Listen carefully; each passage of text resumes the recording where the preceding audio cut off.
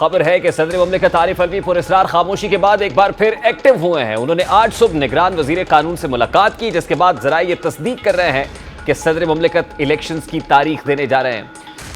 जराये का बताना है कि वजारत कानून की राय है कि इलेक्शन तारीख का ऐलान करना इलेक्शन कमीशन का इख्तियार है, लेकिन इसके बावजूद सदर मुमलिकत अपनी पार्टी के सरबराह और कारकुनान को खुश करने के लिए एक बार फिर मुल्क को बहरान की तरफ धकेलने की कोशिश कर रहे हैं। जराये ये भी दावा कर रहे हैं कि सदर पहले ही पार्टी प्रेशर में इलेक्शंस की तारीख का ऐलान करने का फैसला कर चुके हैं, क्योंकि पीटीआई कोर कमेटी ने पहले ये खत लिखकर सदर से इलेक्शंस तारीख अनाउंस करने का मुतालबा कर रखा है। बज़ाहिर खत का मकसद मुल्क में जारी माशी और डॉलर की बेहतरी की सूरत हाल से होने वाले इस्तेहकाम को सबूताज करना है। कुछ रोज कबल ऐवान सदर में एक के बाद एक मुलाकातों से ऐसा महसूस हुआ था कि हालात अक्सर तब्दील हुए हैं। मुल्क में शायद इस्तेहकाम पैदा हुआ है, जिसके असरात मईशत पर भी नजर आने लगे हैं। इनमें से एक मुलाकात एक सीनियर अस्करी अफसर की सदर मुमलिकत से हुई। बताया जाता है कि तब भी सदर आरिफ अलवी इंतखाबात की ही तारीख देने जा रहे थे, लेकिन किसी की यकीन दहानी या प्रेशर की वजह से वो ऐसा नहीं कर पाए। इसके बाद मोहम्मद अली दुरानी की मुलाकात के भी बहुत चर्चे रहे। इस मुलाकात के चर्चे इस वजह से भी थे कि मोहम्मद अली दुरानी वो शख्सियत हैं जिन्होंने नवाज शरीफ और शहबाज शरीफ की असीरी के दौरान भी जेल में उनसे मुलाकात की, तो उसके बाद उनके लिए रिलीफ के दरवाजे खुलने शुरू हुए।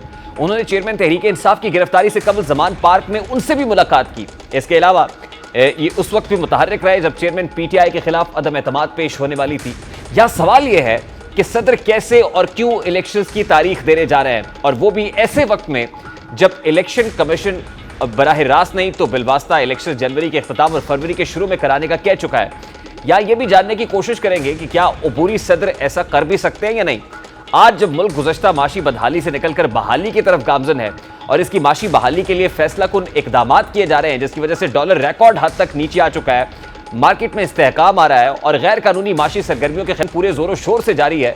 इस इस्तेहकाम के अमल को सबूताज करने के लिए अबूरी सदर अलवी ने बुशरा बीबी की हिदायत पर अमल करते हुए मुल्क में हिजान पैदा करने के लिए गैर कानूनी अमल करने का पूरा प्लान बनाया है। और इलेक्शंस की तारीख देने का मकसद सिर्फ मुल्क में दोबारा से सियासी इंतशार और हिजान पैदा करना है।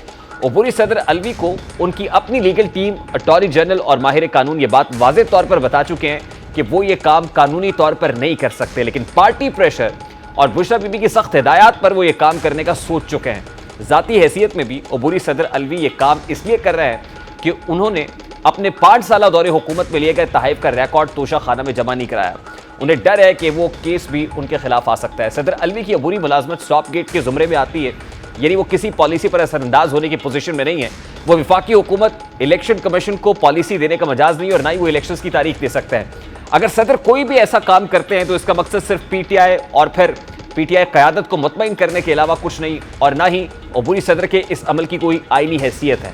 अगर अबूरी सदर ये काम करते हैं तो हम सबको ये दिन याद रहना चाहिए जब डॉलर का रेट पाकिस्तान में काफ़ी अरसे के बाद तारीखी हद तक कम होकर ओपन मार्केट में 298 रुपये और इंटर बैंक में 300 रुपये हो चुका था। तब अबूरी सदर अलवी ने पाकिस्तान को दोबारा गैर मुस्तहकम करने के लिए ऐसा सियासी स्टंट किया जिसके लिए तारीख उन्हें कभी माफ़ नहीं करेगी। Chief justice of Pakistan justice Subrata Bandial के मुतनाज़े तरीन समझे जाने वाले दौर का आखिरी हफ्ता शुरू हो चुका है, यानी काउंटडाउन बिगिंस। इस हफ्ते चीफ जस्टिस ऑफ पाकिस्तान अदालती उमूर से ज़्यादा इशाई ज़ोरानी और मुख्तलिफ कॉन्फ्रेंसेस में शिरकत करेंगे। बुनियादी तौर पर यह हफ्ता उनकी अलविदाई तकरीबात का हफ्ता होगा, जिसका आगाज़ आज नई अदालती साल की तकरीब से हुआ है, जिसमें सुब्रता बंदयाल साहब ने खिताब किया। और खिताब करते हुए उन्होंने इस बरस को हिजान अंगेज़ करार देते हुए कहा कि फरवरी 2023 में सुप्रीम कोर्ट के सामने कई आईनी मुकदमात आए, आईनी मामलात में उलझाकर अदालत का इम्तहान लिया गया। चीफ जस्टिस सुब्रता बंदयाल ने कहा कि बतौर चीफ जस्टिस आखिरी बार नए अदालती साल की तकरीब से खिताब कर रहा हूँ। चीफ जस्टिस सुब्रता बंदयाल ने कहा कि जो वाक़यात पेश आए उन्हें दोहराना नहीं चाहता, लेकिन इससे अदालती कारकर्दगी मुतासर हुई।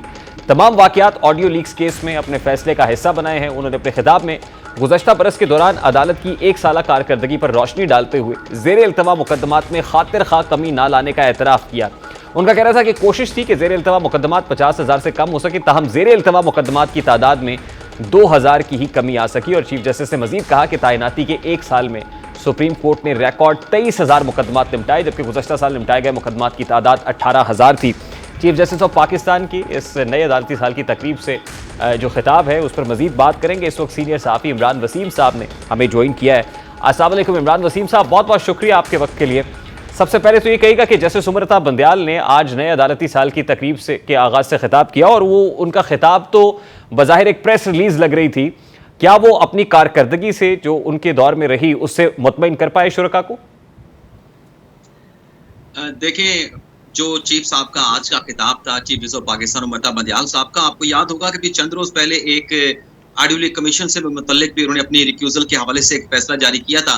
जिस तरीके से वो फैसला एक बेसरोपा था, ना उसका सर था ना पैर था। आज जो चीफ साहब ने खिताब किया है, उनकी इस तकरीर के जो मंदरजात हैं उसमें भी कोई रब्त नहीं था। एक उन्होंने कहा कि हमने जो 9वां महीना चल रहा है रवां साल का, इसमें हमने सिर्फ एक खुद नोटिस लिया और उसके ऊपर हमें तनकीद का निशाना बनाया गया।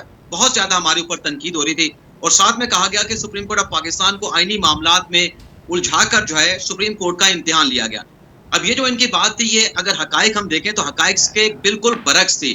वो इस तरीके से हकाइक से बरक्स थी कि अगर हम देखें कि जो पहला सुप्रीम कोर्ट ने सो मोटो लिया वो फरवरी 2023 में लिया, पंजाब और केपीके में इंतखाबात के हवाले से।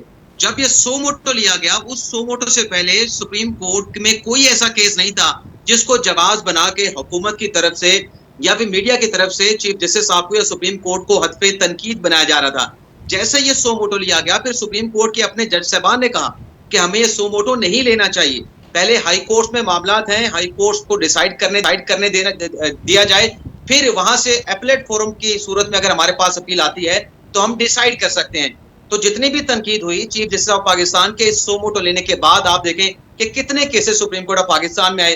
इलेक्शन का पहला राउंड आया जिसमें ये कंट्रोवर्सी क्रिएट हुई कि फैसला 3-2 का है, 4-3 का है। इस पर भी चीफ साहब ने कहा कि ये हुकूमत ने कंट्रोवर्सी क्रिएट किया। हालांकि सुप्रीम कोर्ट के अपने 2 जज साहबान के इजाफी नोट मौजूद हैं, इख्तलाफी नोट मौजूद है, जिसमें उन्होंने कहा कि देखें, मंसूर अली शाह साहब ने कहा, मंदू खेल साहब ने तो कमरे अदालत में बैठे हुए कहा कि ये फैसला जो दिया था हमने इलेक्शन के हवाले से वो 4-3 का फैसला था, वो 3-2 का फैसला नहीं था। वो फैसला कंट्रोवर्सी का शिकार हुआ। उसके बाद जब इलेक्शन कमीशन ऑफ पाकिस्तान ने 30 अप्रैल के इलेक्शन की डेट को चेंज किया और उसे 8 अक्टूबर के साथ चेंज किया, उस पर भी दरखास्तें आई, उस पर भी अदालत कंट्रोवर्सी का शिकार हुई। 14 मई को इलेक्शन कराने की तारीख दे दी और फिर आप देखें कि पूरी एक सीरीज ऑफ ऐसी लिटिगेशन है जिसका ताल्लुक जो है बराह रास्त पाकिस्तान तहरीक इंसाफ से था। इस साल अगर आप देखें मजमूई तौर पे 32 आईनी दरखास्तें, जो कि आर्टिकल 184(3) का अख्तियार है सुप्रीम कोर्ट का, आईनी दरखास्तें कोई शख्स लेके आता है, कोई लिटिगेंट लेके आता है आर्टिकल 184(3) के तहत, और जो सो मोटो सुप्रीम कोर्ट अख्तियार इस्तेमाल करती है वो भी आर्टिकल 184(3) का अख्तियार होता है। अगर हम हकाइक देखें, ये जो 32 दरखास्तें आई हैं, इसमें से 29 दरखास्तें पाकिस्तान तहरीक इंसाफ के साथ जुड़ी हैं, डायरेक्टली इनडायरेक्टली, और 8 दरखास्तों पर फैसला पाकिस्तान तहरीक इंसाफ के हक में गया। बाकी जो दरखास्तें बढ़ती हैं, 32 में से 8 निकालें, 24-3 एक आम साइलिन दरखास्तें लेके आए थे, उनका सियासी मामलात के साथ कोई ताल्लुक नहीं था। बाकी जो 21 दरखास्तें हैं उसमें अगर फैसला हुआ, उसमें अगर फैसला नहीं हुआ और उसमें अगर स्टे ऑर्डर दिया गया, उसका भी फायदा डायरेक्टली इनडायरेक्टली पाकिस्तान तहरीक इंसाफ को पहुंचा। और फिर आज चीफ साहब ये भी कह रहे थे कि 90 दिनों की जो तारीख है आइन के आर्टिकल 224 में, उसमें हमारे जज साहबान का कोई इख्तलाफ नहीं। ये बात भी उनकी जुज़वी तौर पर हम एक्सेप्ट नहीं कर सकते। ये वो गलत बात कर रहे हैं पार्शली, क्योंकि इसमें अगर आप देखें कि 90 दिनों में तमाम जज साहबान का इख्तलाफ था, लेकिन 90 दिनों पे तमाम जज साहबान का इत्तफाक था, लेकिन चीफ साहब ने उनके साथ इत्तफाक नहीं किया। देखिए इमरान वसीम साहब बहुत सारी बातें जस्टिस उमर अता बंदयाल प्रिएम्प्टिवली कर गए, यानी उन्होंने जस्टिस काजी फायज ईसा के लिए नेक ख्वाहिशात का इजहार भी किया, लेकिन साथ ही ये भी बता गए कि उनके साथ नजरियाती इख्तलाफ जरूर रहा है, यानी बहुत सारे मामलात के ऊपर खुद ही वो बहुत सी बातें करते रहे। इस क्या समझा जाए, उनके इस खिताब को देखकर क्या लग रहा था? क्या वो दिफाई पोजीशन इख्तियार किए हुए थे, दिफा कर रहे थे बहुत सारे मामलात पे, क्लैरिफिकेशंस दे रहे थे, वजाहतें दे रहे हैं जाते जाते? देखिए रियान साहब, आज जो नामजद चीफ जस्टिस का उन्होंने जिक्र किया, जो 17 सितंबर को चीफ जस्टिस ऑफ पाकिस्तान का मनसब संभालेंगे, उनके बारे में कहा कि मैं उनकी बड़ी कदर करता हूं और साथ में कहा कि मैं उम्मीद करता हूं कि मेरे जो काबिल जानशीन है नामजद चीफ जस्टिस काजी फायज साहब, वो आर्टिकल 184(3) के हवाले से बेहतर मैकेनिज्म जो है बनाएंगे। अब वो नए चीफ जस्टिस से तो इस बात की उम्मीद कर रहे हैं कि काजी फायज साहब आएंगे, मनसब संभालेंगे, फुल कोर्ट का इजलास बुलाएंगे और आर्टिकल 184(3) को कैसे रेगुलेट करना है वो आके बेहतर तरीके से मैकेनिज्म बनाएंगे। बात यह है कि आर्टिकल 184(3)